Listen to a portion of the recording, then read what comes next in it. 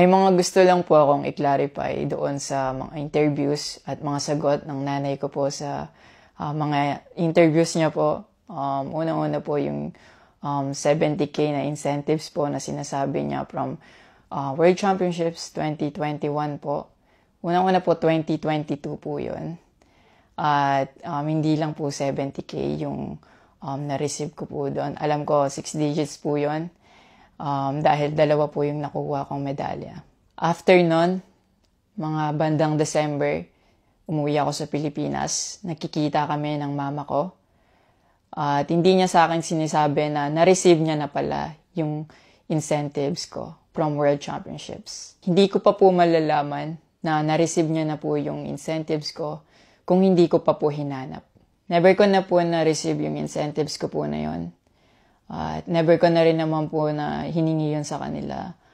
Binigay ko na at wala na po yun sa akin. Ang sa akin lang naman, gusto ko malaman kung saan napunta yung incentives ko po na yun.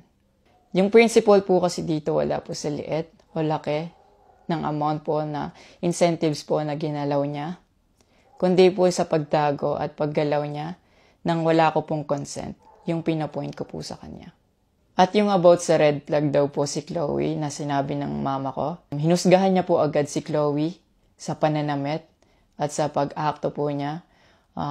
Magkaiba po ng kinalakihan. Unang-una, lumaki si Chloe sa Australia at ayun yung nakagisnay niyang culture. At ibang-iba po talaga sa Pilipinas kung paano tayo gumalaw, magsalita o manamit po.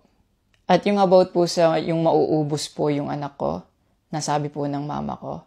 Unang-una po si Chloe po may sarili po siyang income. Lahat po ng nakikita niyong gamit o yung pag-travel niya kung saan-saan po. Galing po yun sa pinagpaguran niya po. At bakit naman po ako mauubos? Gaya nga po ng sinabi ko, si Chloe po may sarili po siyang income. And lahat po ng bank account ko po nasa mama ko po. At may mga instances po talaga na si Chloe po yung sumasalo sa akin that time po. Bukod sa incentives po, nasa kanya din kasi yung bank account ko sa monthly allowances sa pag-gymnastics ko. And nung nakuha ko na yung bank account ko po na yun, doon ko po nalaman na inuubos niya po yung laman nun. And nasa akin po yung mga bank statement ng withdrawal po na ginagawa niya po. Sabi niya pa nagsimula daw yung hindi namin pagkakaintindihan dahil kay Chloe daw po. Opo, totoo po yun. Dahil ever since unang-una pa lang, ayaw niya na kay Chloe kahit hindi niya pa po nakikita or nakikilala in person.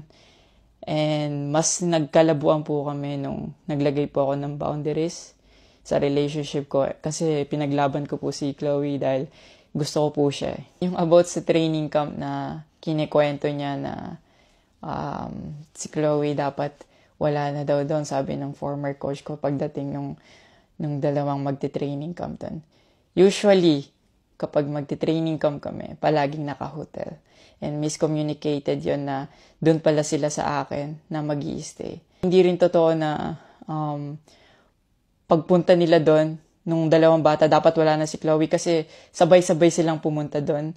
Actually, nagulat pa yung former coach ko kasi nandun si Chloe. Minelcome naman namin sila talaga. Nag-prepare kami para sa kanila. So, hindi ko alam kung bakit ganun yung mga sinasabi niya. At yung sinasabi niya po na yung dalawang bata po dahil si Chloe yan doon, yung nakabalandra daw yung puwet po.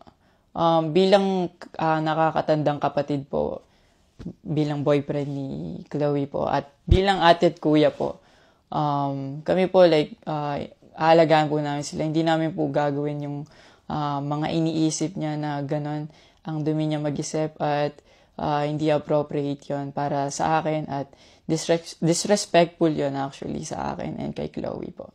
And yung sinasabi niya na so dapat wala daw pong outsider or guest po doon sa apartment ko po. Di din po yung totoo kasi wala naman pong naka-indicate or nakalagay sa contract na bawal yung guest or outsider sa loob po ng apartment po. And actually, invited po si Chloe ng former coach ko from Japan nung SEA Games pa lang po sa Vietnam. So, sinabihan kami na invite mo na lang si Chloe sa Japan and doon kayo mag-hangout. Sabi niya pa na feeling niya daw, nilalayo ako ni Chloe sa kanila.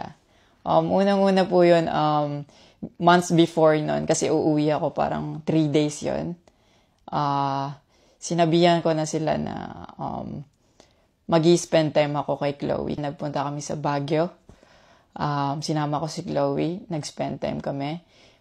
Nakikipaghalubilo naman po kami, hindi naman ako nilalayo ni Chloe. Actually, pumunta pa kami sa Pangasinan. Like, po kami doon, parang meet and greet. Yeah. Tapos after nun, nagpunta tayo ng Baguio. And then, ikaw pa nga nag-aya na yung sa bike. Yeah, because we didn't tayo. know what to do Yeah. after nung kumain, because they were like, oh, what do we do? I was like, oh, let's go sa Burnham Park. Yeah. So that we can take the little kids to go biking. Yeah. So I'll just attach a screenshot of me saying sorry at that time if they felt left out when we were all hanging out sa Baguio. So you guys can just pause and read. Actually, nagkita po yung mama ko and yung family ni Chloe twice po. And then, yun, nag-usap po sila. And the last resort, my family made a group chat Yeah. na kasama everybody involved because my family wanted to address kung ano yung issues ni mom mo towards me. Yeah, kasi marami na siyang pinopost. Yeah, madami na siyang pinopost. And even though my family knew na madami na siyang pinopost, my family still welcomed them, treated them with respect, and with no judgment na pinaringgan nila yung side ng mom mo, what she had to say about me and our relationship. And then, after the group chat, she left, your mom left, and wala siyang narinig anything from my family. May recent interview po kayo na kinakongratulate niyo po ako. Kung genuine po talaga kayo, maraming salamat po. Ina-acknowledge ko po yung pagka-congratulate niyo sa akin. Pero nagpa-flashback pa rin po talaga yung masasakit niyong sinabi sa akin at yung mga hindi niyo pag-wish well sa akin. Like, tumatatak po yan sa akin talaga. Ang message ko po sa inyo na mag-heal kayo, mag-move on, at napatawad ko na kayo long time ago po. Pinagpipray ko na maging safe kayo palagi at nasa maayos kayong kalagayan dyan lahat. Tigilan na po natin to at i-celebrate na lang po natin yung mga ginawa po ng paghihirap, pagsasakripisyo ng bawat atletang Pilipino dito sa Olympics.